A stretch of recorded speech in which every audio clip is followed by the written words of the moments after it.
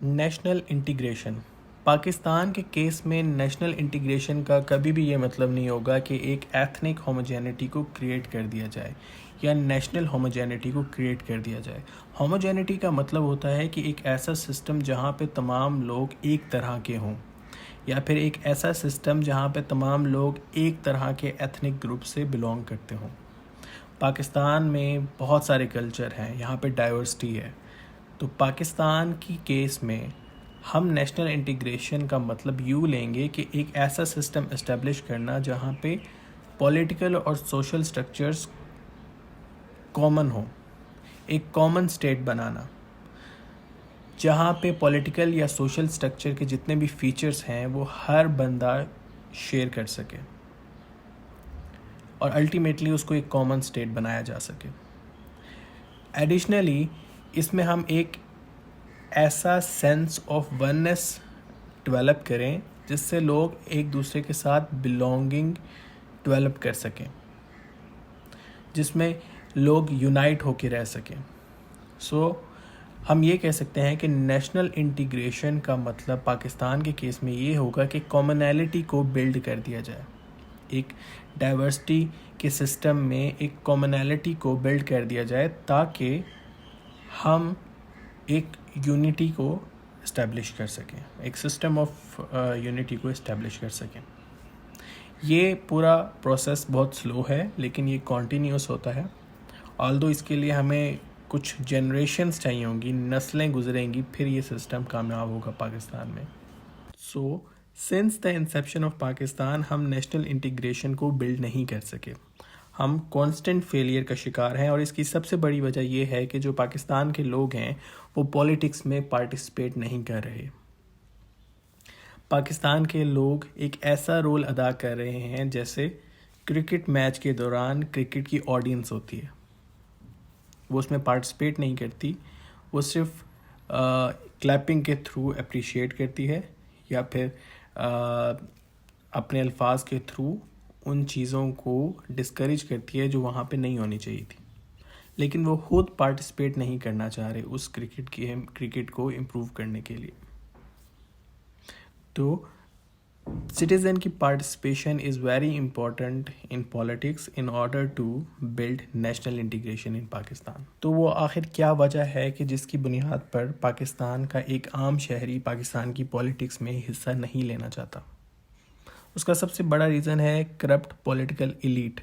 پاکستان کے پورے سسٹم کو ایک small band of corrupt political elite نے کیپچر کیا ہوا ہے جو کنٹینیوسلی ایفرٹ کرتا ہے کہ کوئی بھی کمپیٹیٹر ان کے مد مقابل نہ آ سکے.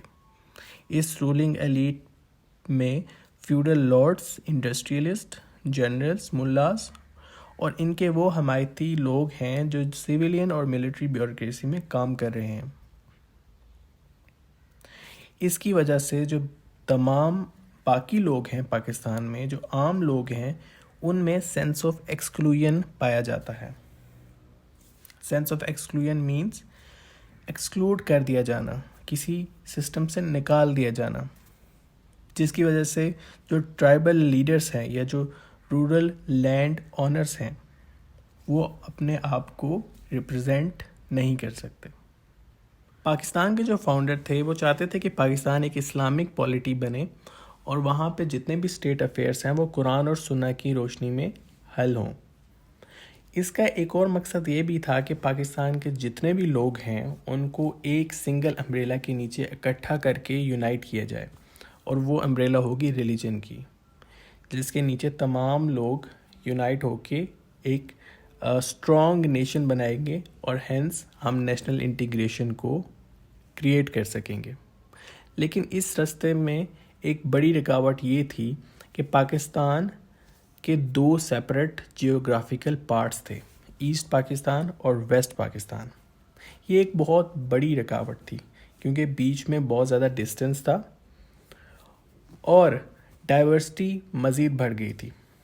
پاکستان میں ڈفرینٹ کلچرز تھے اور ڈفرینٹ اکنامک ایسپائریشنز تھیں، ڈفرینٹ ایتھنو لنگوسٹک گروپس کی، جس نے یہ ثابت کر دیا کہ صرف ایک ریلیجن یا ریلیجیس آئیڈینٹی پورے پاکستان کو اور اس کے دو جیوگرافیکل پارٹس کو یونائٹ کرنے میں ناکافی ہے۔ دوسرا مسئلہ تھا اردو۔ اردو ایک ایسی لینگویج تھی جو ان لوگوں کی تھی جو انڈیا سے پاکستان مائیگریٹ ہوئے تھے، جو امیگرینٹس تھے، اردو ان کی لینگویج تھی۔ اس لینگویج کو پاکستان کی نیشنل لینگویج بنانے پر بہت سارے گروپس میں، بہت ساری کمیونٹیز میں کانفلکٹ پیدا ہوا، اور اس فیصلے کو ہر طرح سے اپوز کیا گیا، اور سب سے زیادہ آگے بنگالیز تھے جنہوں نے اس چیز کو سب سے زیادہ اپوز کیا، اور وہاں سے پھر سکسیشنسٹ موومنٹس سٹارٹ ہوئیں، علیحدگی کی موومنٹ سٹارٹ ہوئیں۔ ایسٹ پاکستان اور ویسٹ پاکستان کی علیحدگی کی جو موومنٹس تھی وہ یہاں سے سٹارٹ ہوئیں۔ آلدو لینگویج ایک وہ واحد مسئلہ نہیں تھا جس کی وجہ سے ایسٹ پاکستان اور ویسٹ پاکستان الگ ہوئے، بلکہ اس میں اور بھی دوسرے فیکٹرز تھے، جن میں ایک اور پرومیننٹ فیکٹر 1 یونٹ اسکیم تھا۔ جب 1 یونٹ اسکیم لایا گیا تو بظاہر تو یہ بتایا گیا کہ پاکستان میں ہمیں بہت زیادہ ضرورت ہے کہ ہم ایکویلٹی کو لائیں، ایسٹ پاکستان اور ویسٹ پاکستان میں ایک ایکول سٹرکچر لائیں تاکہ ہم تمام لوگوں کو ایکول ریپرزنٹیشن دے سکیں، بظاہر یہ بتایا گیا۔ لیکن کیونکہ بنگلہ دیش جو اب بنگلہ دیش ہے تب وہ ایسٹ پاکستان تھا، وہاں پہ پاپولیشن زیادہ تھی، جبکہ ویسٹ پاکستان میں population as compared to east Pakistan کم تھی۔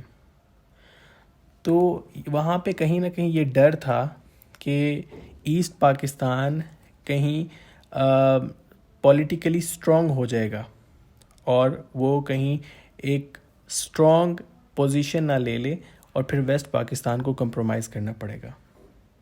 اس وجہ سے پورے ویسٹ پاکستان کو ایک یونٹ بنا دیا گیا تاکہ اس کی تمام پاپولیشن کو کمبائن کر کے بیلنس کر دیا جائے ایسٹ پاکستان کے ساتھ۔